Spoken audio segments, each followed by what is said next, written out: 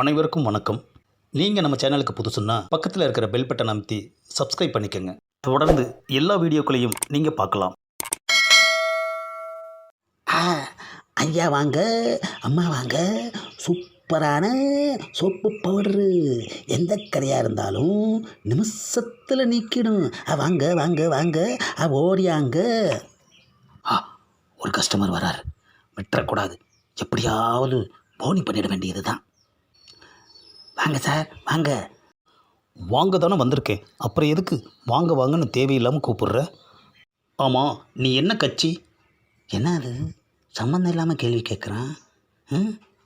ஏப்பா நான் எந்த கட்சியும் இல்லைப்பா. அப்புறம் எதுக்கு ஐயா வாங்க அம்மா வாங்கன்னு அவங்க ரெண்டு பேரையும் கூப்பிடுற? ஆஹா, ஏப்பா நான் கூப்பிட்டது அவங்கள இல்லை, ரோட்டில் போகிற சாதாரண ஐயாவையும் அம்மாவையும் தான் கூப்பிட்டேன். நீ வாட்டுக்கு கண்டதையும் சொல்லி என்னோட பொழப்பில் மண்ணை போட்டுறாத ஐயா.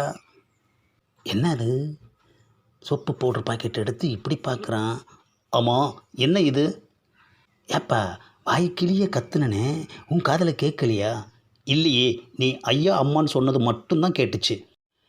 இதுதான் பவுடர். என்ன, முகத்துக்கு அடிக்கிற பவுடரா?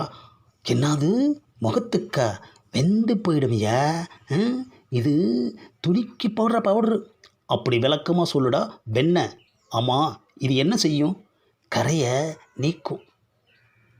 என்னது கரையை நீக்கும்னு சொன்னதும் இவ்வளோ டீப்பாக யோசிக்கிறான். எதுவாக இருந்தால் நமக்கு என்ன, எவ்வளோ வாங்குறதுன்னு யோசிப்பான். ஆமாம், நீ சொல்கிறத நான் எப்படி நம்புறது? எப்பா ஏதாச்சும் கரையை காட்டு, உடனே நீக்கி காட்டுறேன்.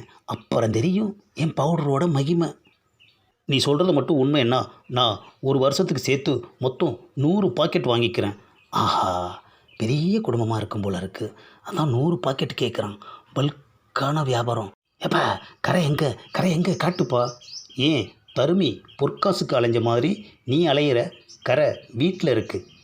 என்ன அது வீட்டிலையா? பின்ன கூடவே கூட்டிகிட்டு அலைய முடியுமா? அதுவும் சரிதான்.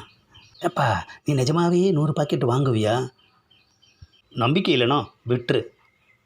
ஆமாம், வர முடியுமா முடியாதா? ஏப்பா வீடு எவ்வளோ தூரம்? பக்கம்தான். சரி 100 பாக்கெட்டு சும்மாவா? போவோம் வாடா. ஒரு வழியாக 1/2 மணி நேரமாக நடத்து நம்மளை இழுத்துட்டு வந்துட்டான்யா. ஏப்பா வீடுன்னு சொல்லிட்டு இங்கே கூட்டிகிட்டு வந்து நிற்க வச்சிருக்க. இங்கே தான் என்னோடய வீடு இருந்தது, சுனாமியில் அடிச்சிட்டு போயிடுச்சு. அடடா, சரி இப்போ என்ன பண்ணுற? அதே இடத்தையே வீடாக நினச்சி வாழ்ந்துட்டு வர்றேன். சரி அது போகட்டும், முதல்ல கரையை காட்டுப்பா. சட்டு புட்டுன்னு வேலையை முடிச்சுட்டு நான் கிளம்புறேன். கரையில் தானே இப்போ நாம் நின்றுட்டுருக்கோம். என்னது கரையில் தான் நின்றுட்டுருக்கோமா? எப்பா இது கடற்கரைப்பா. நானும் இந்த கரையை தான் சொன்னேன். ஆஹா, இவன் யோசித்தது இதைத்தானா? இந்த கரையை நீ நீக்கி காட்டிட்டினா நான் 100 பாக்கெட் பவுட்ரு வாங்கிக்குவேன், போதுமா? ஆஹா, இப்படி ஒரு கரை இருக்கிறத நாம் யோசிக்கவே இல்லையேப்பா.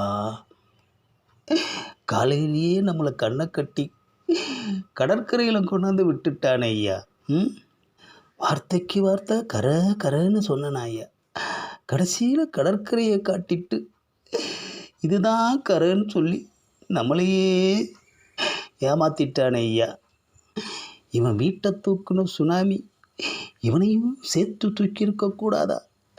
நாரப்பய பொழப்பையே கெடுத்துட்டானே ஐயா. வாய் விட்டு சிரிச்சா நோய் விட்டு போகும்னு சொல்லுவாங்க. நம்ம சேனலை பார்த்துட்டு கண்டிப்பாக நீங்கள் வாய் விட்டு சிரிப்பீங்கன்னு நம்புகிறேன்.